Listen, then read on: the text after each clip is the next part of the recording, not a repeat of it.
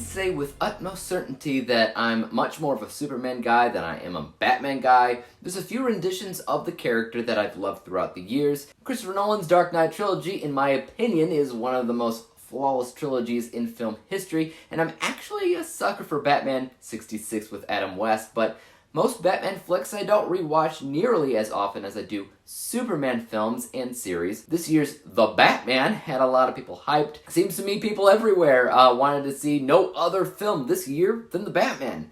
Me, I'll be honest, I had major debates on if I'd ever actually watch it because it didn't interest me. And I'll talk about why in a minute, but how was The Batman? Well, let's get cracking. The Batman follows Batman, sometimes he goes by Vengeance, as he tracks down a masked psychopath by the name of the Riddler that's been going around Gotham City attacking a ton of political and influential leaders to expose some kind of deeply hidden lie. With the help of Jim Gordon and Selina Kyle, aka Catwoman, Batman investigates and narrates his way through discovering what the Riddler wants.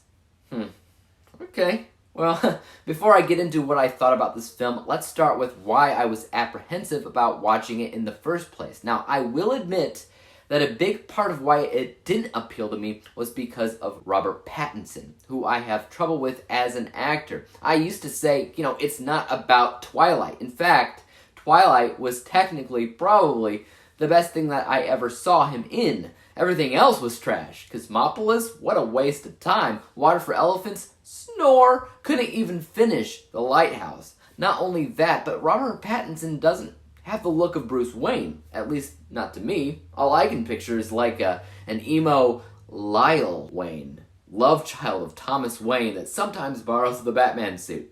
Even though I still can't really see Bruce Wayne in Robert Pattinson, I can see that he filled what role he was given with precision. This is easily the best thing that I've ever seen Robert Pattinson do, hands down. If I had to compare how I thought of his Batman, I'd compare it to Andrew Garfield's Spider-Man. Basically, his Batman is actually great, very smart, very skilled in combat and deduction, but his unmasked persona isn't what I personally wanted to see from it. Not that it's bad per se, just different from what I would expect or what I would want to see from the true identity. Same goes with Garfield's Peter Parker. But for what it is, it fits the atmosphere and identity of what the film's going for in both scenarios. Another thing that I wanted to mention is that I'm not a huge fan of dark noir films with dreary melodramatic narration. And the Batman does have this, but thankfully, not a lot of it. The narration that this film has is pretty much just in the very beginning of the film, and while I did have to roll my eyes a little bit at that, I'm thankful that it wasn't just flooding the entire film and oversaturating the entire thing in melodramatic inner dialogue narration. Instead, it sets up the character of Bruce Wayne or Batman in a way that's not bad at all. It builds up to the very moment, about 10 minutes in, that you first see Batman, which is one of the, if not the, best introductory scenes I've ever seen to first show Batman. Narration shows up again at the end of the film in a similar manner, but by then I was okay with the direction that the film took. The rest of the film I have very little to complain about. If anything at all, I might say that I didn't think that the villains presented in the poster got enough screen time or development to warrant calling them main villains or poster material. I mean, I went into this film because I love Paul Dano. And if anybody could make this film work, it's him, and while he did great in his role, he wasn't really in that much of the film.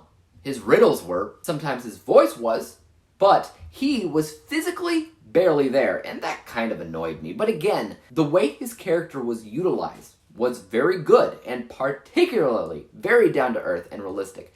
Batman villains always have been kind of realistic in comparison to other superhero villains, but I'd say that they're even more realistic here. So much so that I don't think that I can see a Superman existing in this universe. I mean, Matt Reeves has always kind of been a little bit coy on addressing if Superman does or doesn't exist in this universe, but even so, this is a very grounded approach to Batman, so I just don't see it. I do want to make it very clear that there is a vision behind the Batman that is carried out with expertise. This is a gorgeous film in terms of cinematography in lighting, color, hair, makeup, costume design, all of that. Nothing to me felt disgenuine or felt like it didn't fit perfectly. For what they were going for, this film operates incredibly smoothly. It has a mystery also that fits the identity of the Riddler in a way that I didn't think was possible.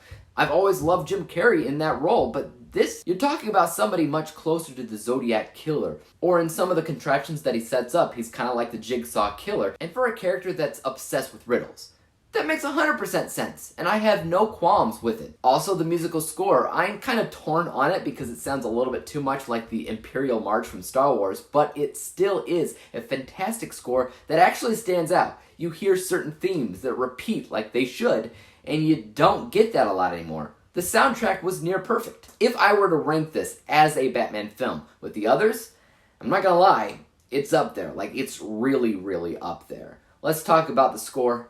My unbiased score is a near perfect 96%, and the only aspects there that didn't get a perfect score for me was importance and chemistry, meaning that not every single character had an equal amount of individual importance into the direction of the plot. They almost did, but again, certain characters show up only when they're needed, kinda, like some of the characters that you see in the poster, and then they disappear for long periods of time because the focus shifts. And so for me, it felt slightly imbalanced there. And chemistry, because it's so dark and brooding, I think that chemistry works here and doesn't work in other spots. It works for the demented parts, like how the Riddler gets under the Batman's skin, or how much hatred Batman shows to Falcone, and Falcone's twisted confidence with Bruce Wayne.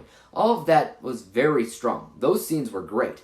But say, the romance angle with Catwoman, I don't think it's developed enough in a way that I would give perfect points to with chemistry. Everything else, though, was done with an eye-opening amount of perfection. So that's why my score is 96%. My bias score, believe it or not, is 100% perfect. Even though I didn't care for certain things like narration, I forgave it because it was really only in the first 5 to 8 minutes of the film. And again, I feared for Pattinson, but he does a great job. I believed him in the role. His Batman stuff is great. I have literally nothing to complain about with the movie other than maybe the length, but even that didn't really bother me at the end of the day, so perfect score for biased, which means that when you combine those two scores together, we wind up with a final score for the Batman, which is 98%, 98 out of 100 possible stars, or an A+ letter grade, and ranked with the others, it's the second best Batman movie out there, 2% away from The Dark Knight, and better than The Dark Knight Rises, better than Batman Begins, The Justice League, Batman v Superman. I give up. Complete 180 for Dave. Guys, those are my thoughts on the Batman. Thanks for tuning in. You guys know what to do next. Leave a comment down below on what you thought about this movie. Hit the like, subscribe button, and bell to be notified when I come out with my next review. And until then, peace out.